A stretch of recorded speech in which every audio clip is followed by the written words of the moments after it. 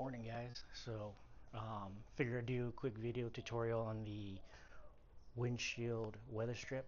Um, I bought this one from Classic Industries. It was on like $37. It wasn't expensive, and it replaces the weather strip on the windshield. And it's a far cry better than what the original OEM was that shrinks and shrivels up and dries rots in the sun. And I know, like this car was sitting in Maricopa, Arizona for God knows how long in the sun.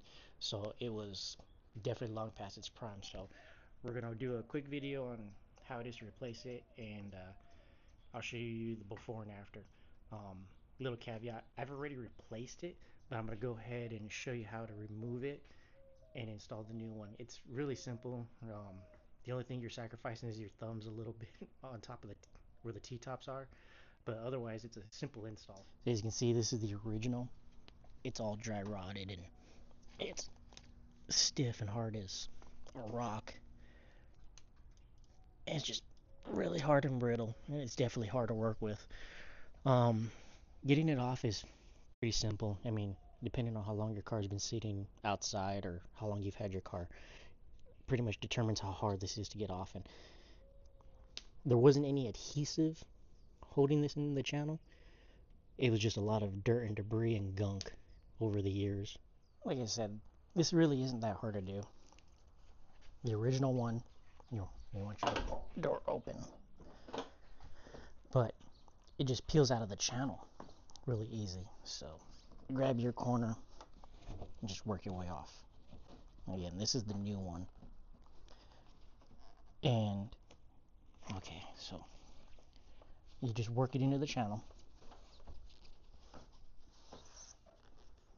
and that's pretty much it. It's there's a lot of there was a lot of dirt and debris that's built up in this channel over the years that I ended up cleaning out so that it would work a little bit better. But let's show you. Like, this is probably the hardest part of the install, is this one.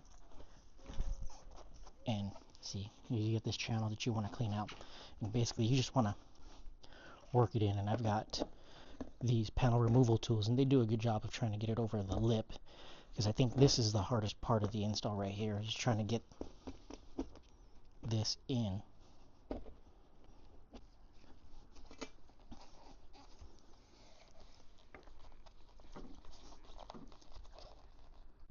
See, there's a lot of old adhesive in here that's excess. So if you take a little bit of rubbing alcohol, maybe some acetone, it cleans it up a little bit, and then you can work it in. And it's going to take a little muscle. And I know if you read the forums, there's a lot of people that say do this when you replace the windshield. And my windshield is perfectly fine. I'm not trying to replace it just yet. Surprisingly, this is the one thing that's not tore up from the desert. A little bit of deterioration in the solar strip, but otherwise, the windshield's in great condition. But like I said, you just work this. You just squeeze it.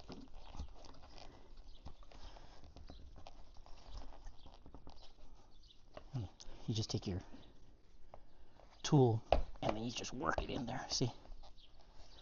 It just a little bit of muscle, a little bit of patience. You don't want to put water in there because then you're going to have moisture build up, and this area already collects too much moisture to begin with. So just be leery about what you use, and like that, it presses into the channel. It's actually all I had left to do was here. The next thing I need to buy are these clips that go into the end of the bar, and that'll be another project. But as you can see, it's not terrible to replace. It's actually really, really easy.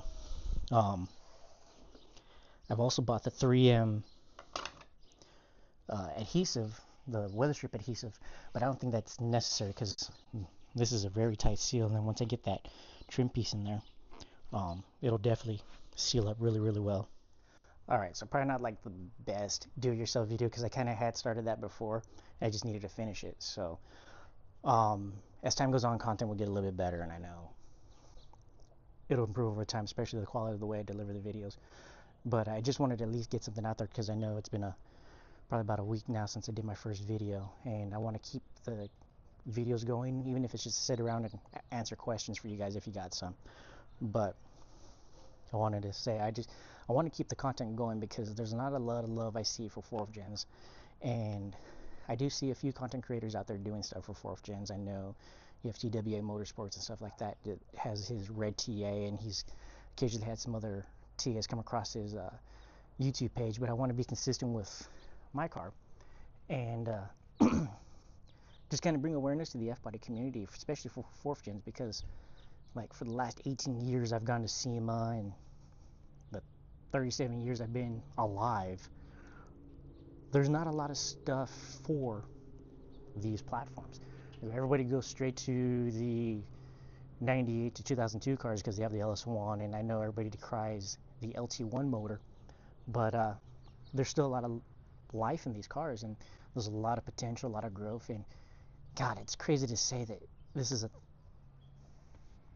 30-year-old car, and something you wouldn't think of back in 95 that, hey, 30 years ago was the first gen Camaros and Firebirds coming out.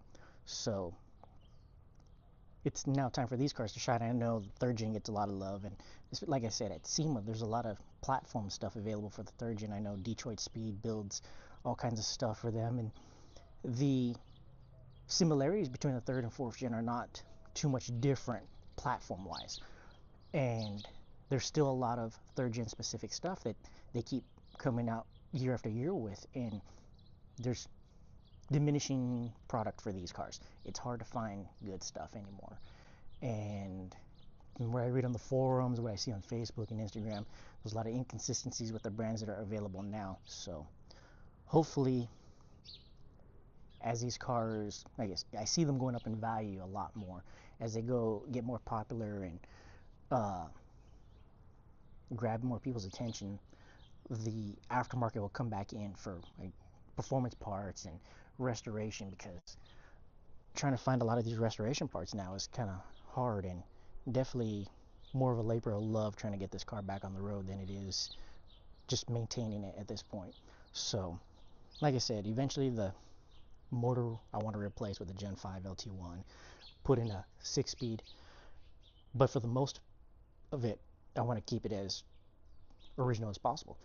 And the only reason I want to replace the motor is because this one's tired. You're talking about 230,000 miles, and God knows what's been done to it over the years. Because like I said, I haven't seen this car in 20 years, and from my dad passed, it's been used and abused, and I can see the shoddy work that some people did. So I'm glad to have it back in my life, but also it's gonna be some work, and I appreciate you guys being along for the journey and supporting this.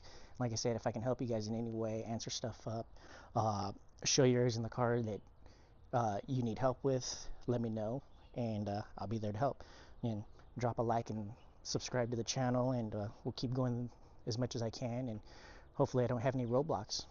So again, thank you for all for supporting this.